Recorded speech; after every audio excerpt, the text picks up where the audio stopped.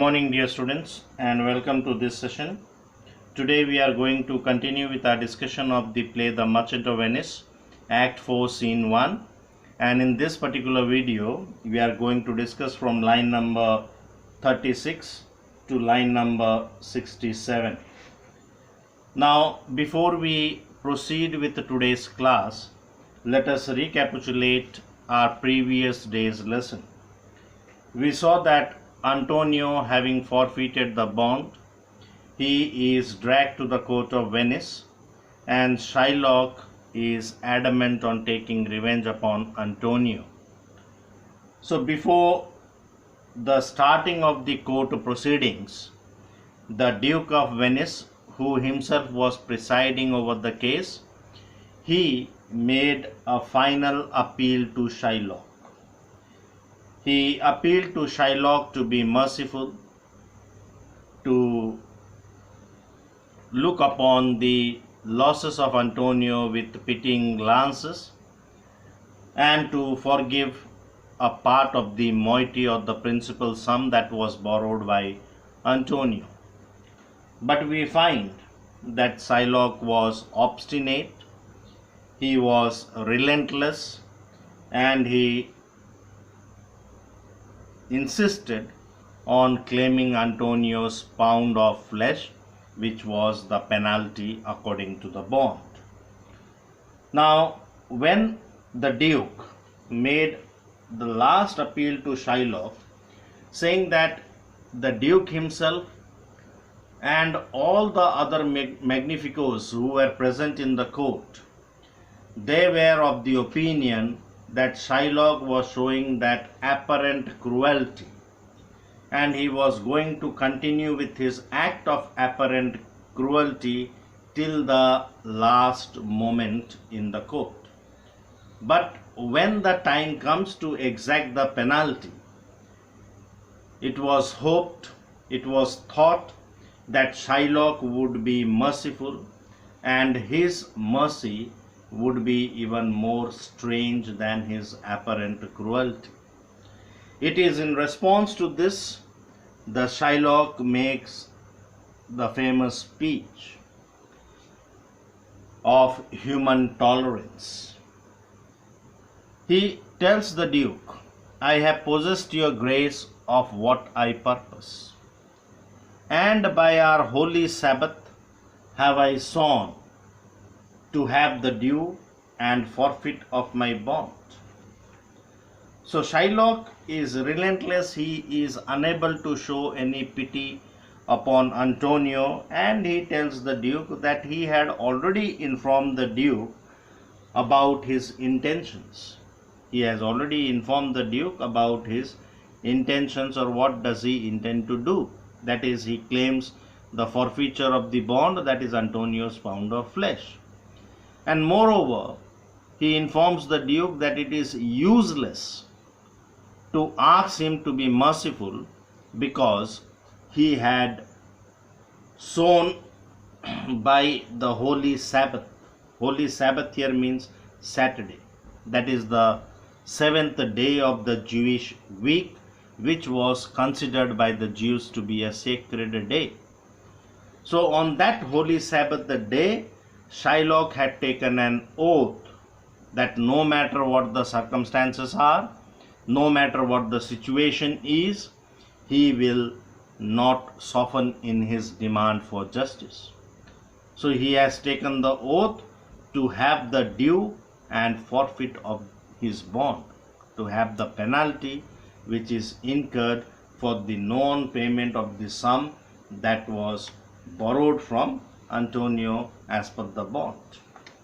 And he also warns the Duke that if you deny it, let the danger light upon your charter and your city's freedom. So he warns that if the Duke exercises his power, his authority, and denies justice to Shylock, then let the danger fall upon the charter, the document which granted Venice its freedom. The charter here means the document that gave independence or declared independence to Venice. So if the Duke denies justice to Shylock, then it would mean that the Duke is not upholding the law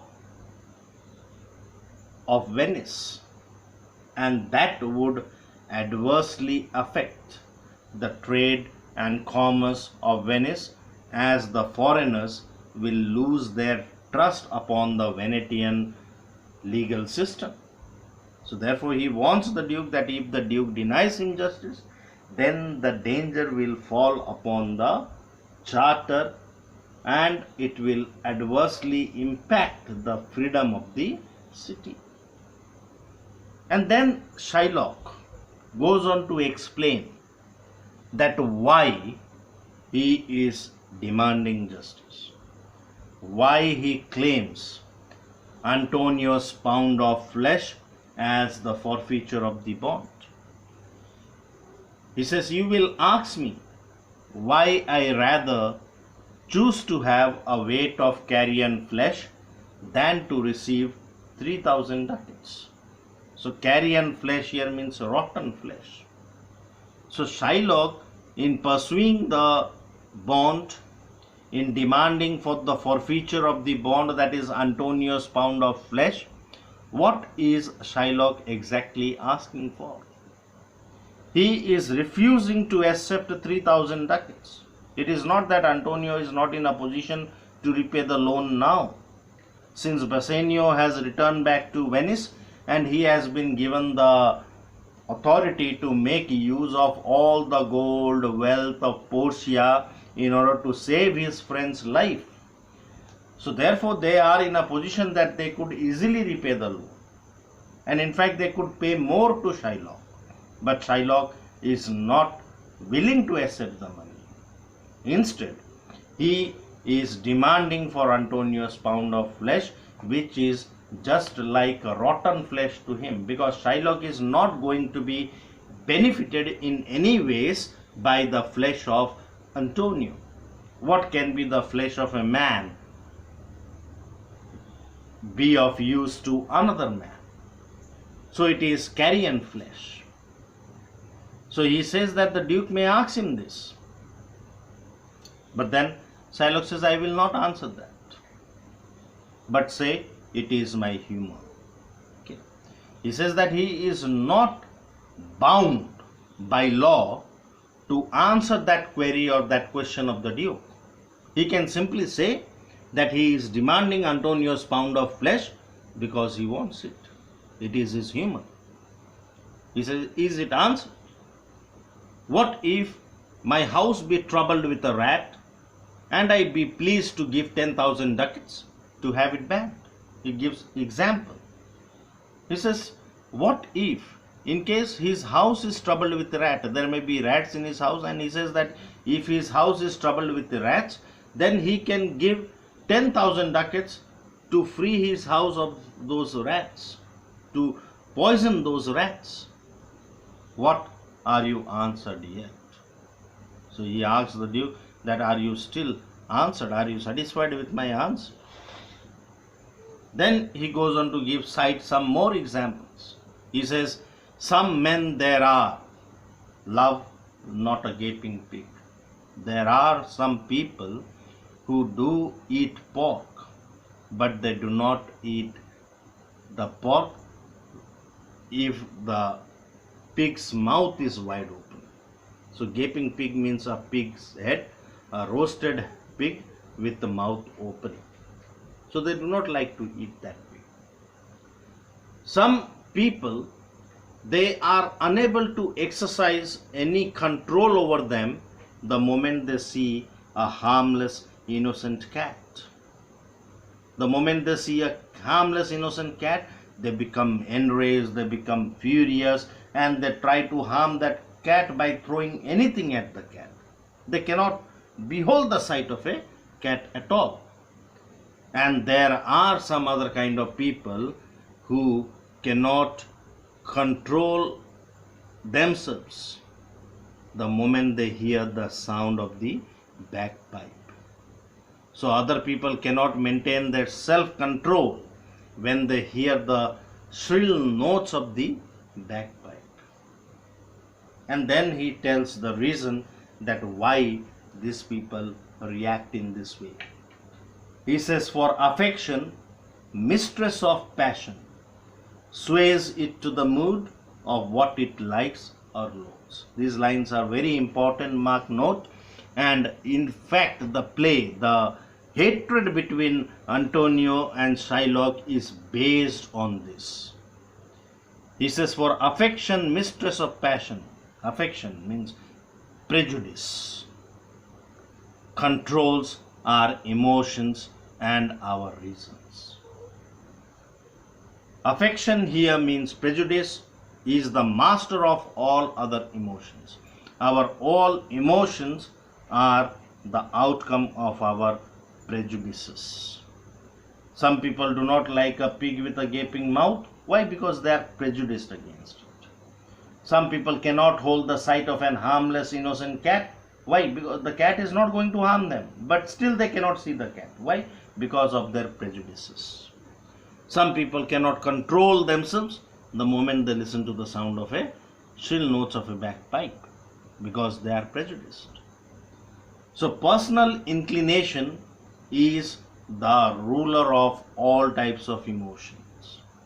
And these prejudices, it sways it to the mood, what it likes and what it loathes. It directs our emotions to like something or dislike something. Now for your answer, as there is no firm reason to be rendered why he cannot abide a gaping pig, why he a harmless necessary cat, why he a woolen bagpipe, but of force must yield to such inevitable shame as to offend himself being offended. So he says, as as we cannot offer any firm and logical reason that why some people do not like a pig with a gaping mouth, why some people cannot hold the sight of an innocent cat, why some people cannot exercise control over themselves when they listen to the sound of a bagpipe. So for those things, no firm and logical reason can be forwarded. Same way, he says it is not necessary for him to give any reason for his demand or for his claiming of Antonio's pound of flesh, but of force. But when a person himself is offended, he is compelled to react in such a shameful manner that he must try to offend others. So Shylock, this is a famous speech of human tolerance. You see, Shylock is a Jew, and being a Jew, he is alienated, ostracized in a Christian dominated society. And he says that he has been offended by these Christians. And he is compelled to act in such a shameful manner because his intention is to give offense to them.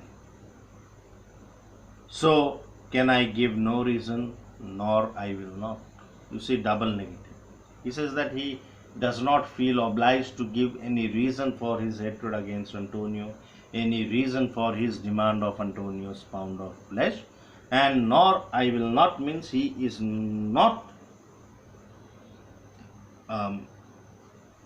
he is not obliged, he is not forced to give any reason. More than a lodged hate and a certain loathing, I bear Antonio, that I follow thus a losing suit against him. He says that he has a deep-seated hatred against Antonio, a deep-rooted hatred against Antonio, and it is because of that hatred that he is following a losing suit in the court. It is called a losing suit. Suit here means a case. A losing suit, why? Because in this case he is going to lose a sum of 3,000 ducats. He is going to lose his money. And then he says, are you answered yet? However, we'll continue from here in the next class. So thank you for watching and have a great day.